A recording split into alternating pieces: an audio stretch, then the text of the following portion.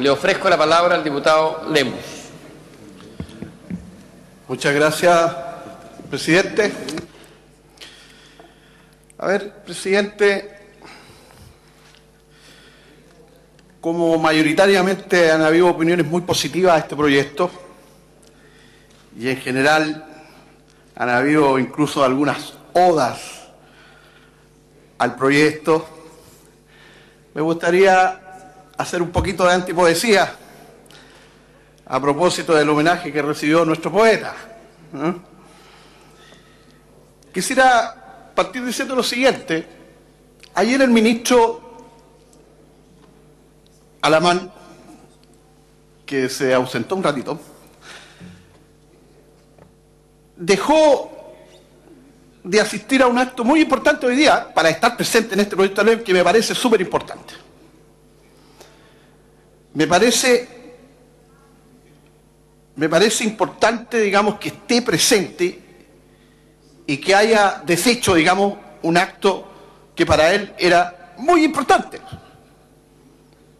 Entiendo, digamos, que iba a tener el proyecto aprobado y, bueno, todo coincidía, digamos, para tener,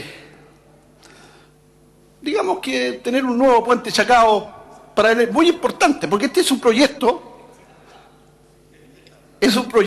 importante para el ministro, pero también es un proyecto importante para el país. Nosotros estamos haciendo una reforma importantísima de una idea, ¿no es cierto?, de financiamiento que no estamos de acuerdo. Pero yo quisiera poner el acento en algunas cosas porque el mismo ministro, lo digo a través suyo, presidente, dijo respecto a la posibilidad de que Codelco, en definitiva, sufriera alguna avería con esto. Porque ese es un tópico que no lo hemos tocado con la profundidad acá, pero a mí me merece, digamos, un respeto y creo que al menos habría que tocarlo. Miren, el 10%, sin lugar a dudas, que es una barrera hoy día para las posibilidades y las tentaciones que existe por esto de la privatización del cobre.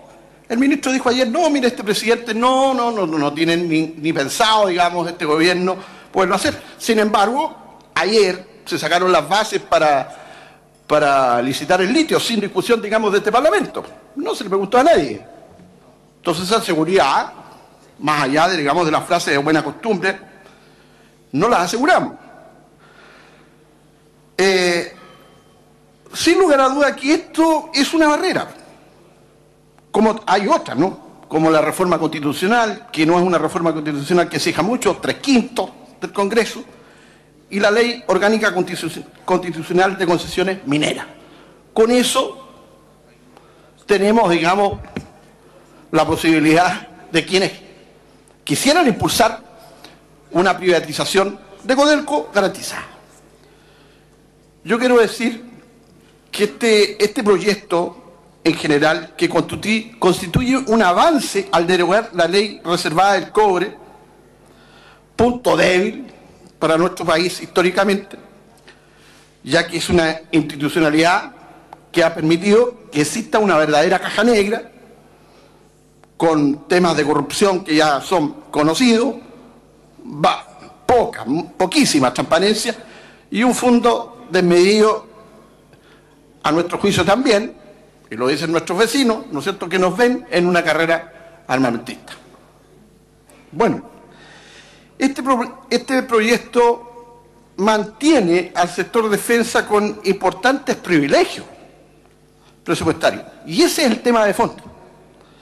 Respecto del resto de los sectores en el uso de los recursos públicos. Y lo digo fundamentalmente porque este proyecto de reformar esta ley reservada del cobre tiene como ningún otro estamento un presupuesto plurianual, que ninguno de nuestros estamentos lo tiene. Un piso de gasto garantizado,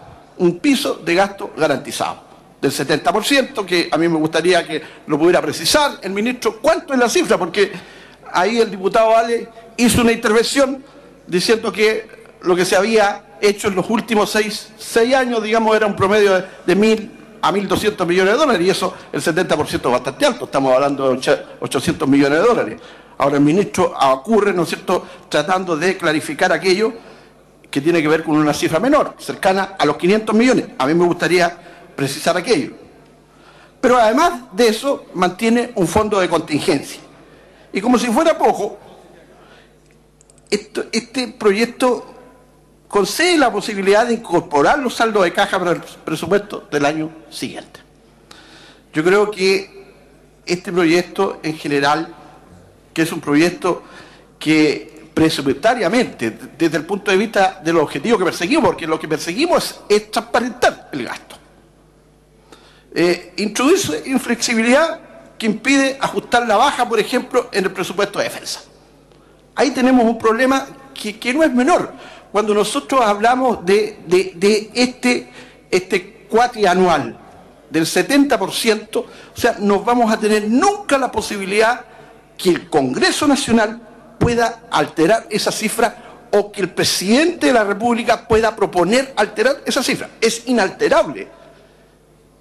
Chile le puede pasar cualquier cosa, ya a propósito de esto de la crisis, ¿no?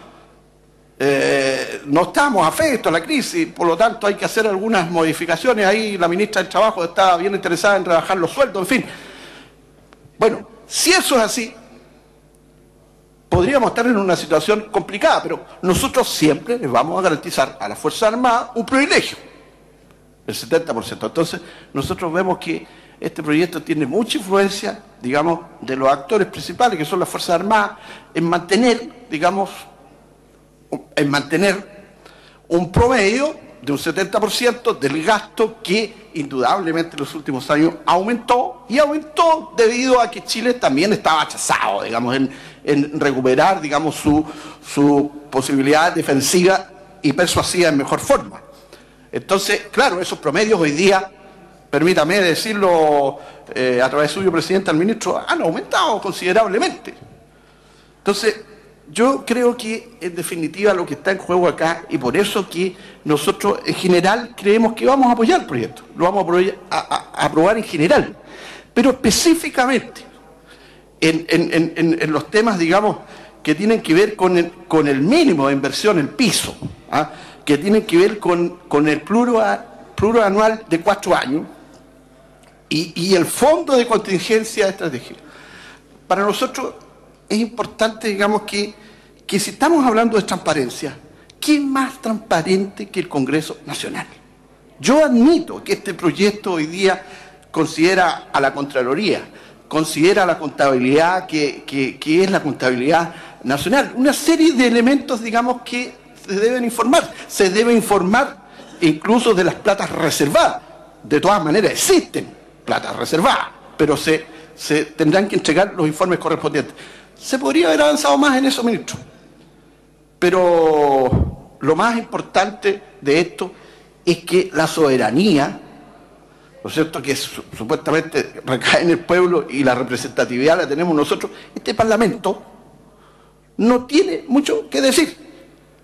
No tiene mucho que decir. Cuando fija un piso, la verdad que no le deja ninguna herramienta al Parlamento para que pueda sesionar. Y yo encuentro que subyace en el fondo, digamos, de esta inspiración, esta desconfianza del mundo militar hacia el mundo político, en el sentido, y contradictorio, porque este país es avanzado, este es un país más fuerte institucionalmente.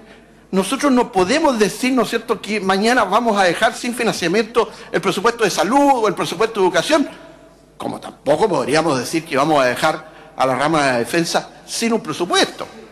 Y más en estas materias, donde debemos normalizar, donde debemos recuperar material que es pertrecho, en fin, de guerra. Entonces, la verdad que aquí hay una diferencia. Por eso que nosotros vamos a votar en contra, digamos, de esto, y vamos a pedir la votación separada, ¿ah? Y nosotros creemos que incluso hay vicios de constitucionalidad respecto a algunos de los artículos que nosotros hemos discutido en esta oportunidad. Bueno, decir que estamos de acuerdo que este es un hecho histórico, es cierto, es un hecho histórico, pero nos hubiese gustado que hubiéramos avanzado hacia una transparencia donde recayera esa voluntad básicamente en este Congreso Nacional, que poco o nada puede decir, digamos, de lo que está allí presente. He dicho, señor presidente. Gracias. Gracias, diputado. Le ofrezco la palabra al diputado Arenas. Gracias, presidente. Bueno, después de escuchar Un minuto, diputado, perdón. Están en las tribunas acompañándonos los dirigentes nacionales del gremio de asistentes de la educación que han venido de todo Chile, invitados por el diputado don Fernando Mesa.